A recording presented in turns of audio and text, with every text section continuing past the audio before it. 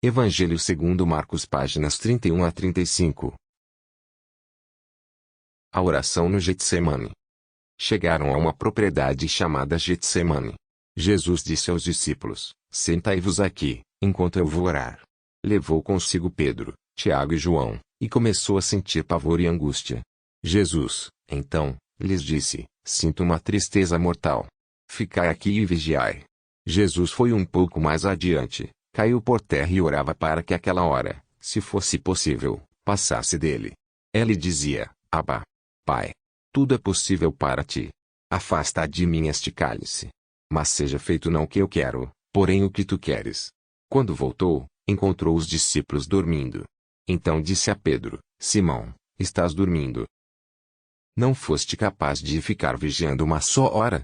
Vigiai e orai, para não cairdes em tentação. O espírito está pronto, mas a carne é fraca. Jesus afastou-se outra vez e orou, repetindo as mesmas palavras. Voltou novamente e encontrou-os dormindo, pois seus olhos estavam pesados de sono. E eles não sabiam o que responder. Ao voltar pela terceira vez, ele lhes disse: Ainda dormis e descansais? Basta. Chegou a hora. Vede, o Filho do Homem está sendo entregue às mãos dos pecadores. Levantai-vos. Vamos. Aquele que vai me entregar está chegando. A prisão de Jesus. Jesus ainda falava, quando chegou Judas, um dos 12, acompanhado de uma multidão com espadas e paus. Eles vinham da parte dos sumos sacerdotes, escribas e anciãos. O traidor tinha combinado com eles um sinal: é aquele que eu vou beijar. Prendei-o e levai-o com cautela. Chegando, Judas logo se aproximou e disse: Rabi. E beijou-o. Então, eles lançaram as mãos em Jesus e o prenderam. Um dos presentes puxou a espada e feriu o servo do sumo sacerdote, cortando-lhe a ponta da orelha. Tomando a palavra, Jesus disse: Viestes com espadas e paus para me prender, como se eu fosse um bandido. Todos os dias eu estava convosco, no templo, ensinando, e não me prendestes. Mas, isto acontece para que se cumpram as Escrituras. Então, abandonando-o, todos os discípulos fugiram. Um jovem o seguia coberto só de um lençol. Eles o pegaram, mas ele largou o lençol e fugiu diante do sinédrio. Levaram Jesus ao sumo sacerdote, e reuniram-se todos os sumos sacerdotes, os anciãos e os escribas. Pedro tinha seguido Jesus de longe até dentro do pátio do sumo sacerdote. Sentado com os guardas, aquecia-se perto do fogo. Os sumos sacerdotes e o sinédrio inteiro procuravam um testemunho contra Jesus para condená-lo à morte, mas não encontravam. Muitos testemunhavam contra ele falsamente, mas os depoimentos não concordavam entre si. Alguns se levantaram e falsamente testemunharam contra ele: Nós ouvimos dizer: Vou destruir este santuário feito por mão humana, e em 3 dias construirei um outro, não feito por mão humana. Mas nem assim concordavam os depoimentos deles. O sumo sacerdote se levantou no meio deles e perguntou a Jesus: Nada tens a responder ao que estes testemunham contra ti? Jesus continuou calado e nada respondeu. O sumo sacerdote perguntou de novo: És tu Cristo, o Filho de Deus bendito? Jesus respondeu: Eu sou. E vereis o Filho do Homem sentado à direita do Todo-Poderoso, vindo com as nuvens do céu. O sumo sacerdote rasgou suas vestes e disse: Que necessidade temos ainda de testemunhas? Ouvistes a blasfêmia. Que vos parece? Então, todos os sentenciaram réu de morte. Alguns começaram a cuspir nele. Cobrindo-lhe o rosto, batiam nele e diziam: Profetiza. Os guardas, também, o receberam a tapas. A negação de Pedro. Pedro estava no pátio, embaixo. Veio uma criada do sumo sacerdote e, quando viu Pedro que se aquecia, olhou bem para ela e disse: Tu também estavas com Jesus, esse Nazareno. Mas, Pedro negou dizendo: Não sei nem entendo de que estás falando. Ela saiu e foi para a entrada do pátio. E o galo cantou. A criada, vendo Pedro, começou outra vez a dizer, aos que estavam por perto: Este é um deles. Mas Pedro negou outra vez. Pouco depois os que lá estavam diziam a Pedro: É claro que és um deles, pois tu és galileu. Ele começou então a praguejar e a jurar: Nem conheço esse homem de quem estás falando. E nesse instante, pela segunda vez, o galo cantou. Pedro se lembrou da palavra que Jesus lhe tinha dito: Antes que o galo cante 2 vezes, 3 vezes me negarás. E começou a chorar. O processo perante Pilatos e a soltura de Barrabás.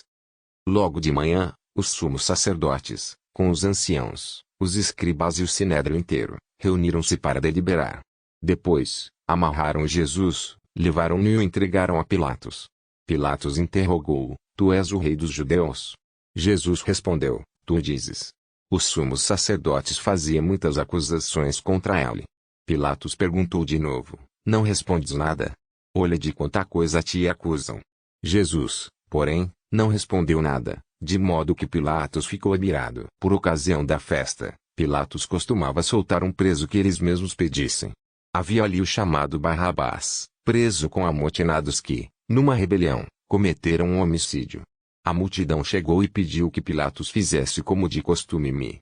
Pilatos respondeu-lhes: Quereis que eu vos solte o rei dos judeus? Ele sabia que os sumos sacerdotes o tinham entregue por inveja. Os sumos sacerdotes instigaram a multidão para que, de preferência, lhe soltasse Barrabás. Pilatos tornou a perguntar: Que quereis que eu faça, então, com o rei dos judeus? Eles gritaram: Crucifica-o. Pilatos lhes disse: Que mal fez ele? Eles, porém, gritaram com mais força: Crucifica-o.